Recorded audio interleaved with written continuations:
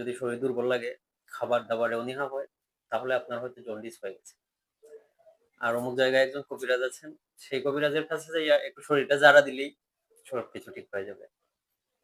Jaundice কি আদৌ এত সহজ একটি বিষয়? জন্ডিস আসলে কি? আমাদের কেন জন্ডিস হয়?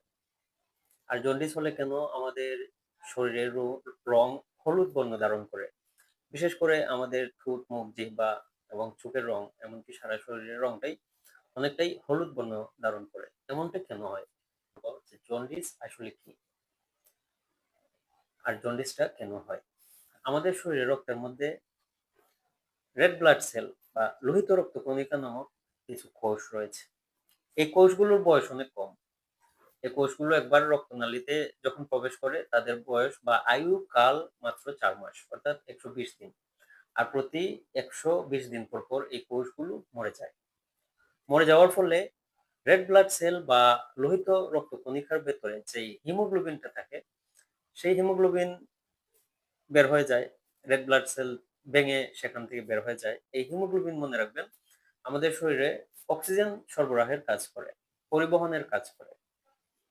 এখন এই হিমোগ্লোবিন যখন আমাদের শরীরে রেড ব্লাড সেল থেকে ভেঙে আমাদের রক্তনালীতে ছড়িয়ে পড়ে, আমাদের শরীর সেটাকে, এই হিমোগ্লোবিনটাকে যেভাবে হোক আমাদের শরীর থেকে পরিষ্কার করার চেষ্টা করে।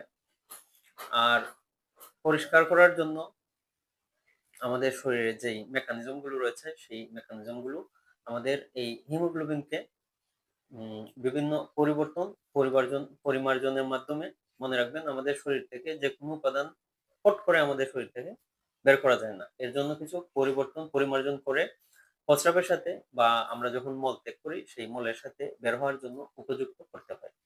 তো রেড ব্লাড সেল বা লোহিত রক্তকণিকা ভেঙে যাওয়ার পর সেখান থেকে যে হিমোগ্লোবিন বের হয়, সেটা শরীর সেটাকে বিলিরুবিনে পরিণত করে। বিভিন্ন রিঅ্যাকশনের মাধ্যমে, চেইন রিঅ্যাকশনের মাধ্যমে, বিভিন্ন প্রক্রিয়ার মাধ্যমে পরিবর্তন, পরিমার্জন করে সেটাকে বিলিরুবিনে পরিবর্তন করে।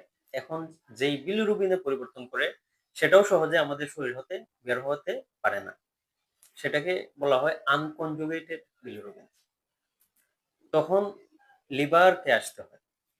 তখন লিভার এই আনকনজুগেটেড যেই বিলিরুবিন, যা আসলে আমাদের শরীর থেকে কিডনির মাধ্যমে বা মলের সাথে বের হওয়ার উপযুক্ত নয়, সেটাকে কনজুগেটেড বিলিরুবিনে পরিণত করে। তার মানে সেটাকে বিভিন্ন পরিবর্তন, পরিমার্জন করে সেটাকে শরীর থেকে বের হয়ে যাওয়ার জন্য উপযুক্ত করে।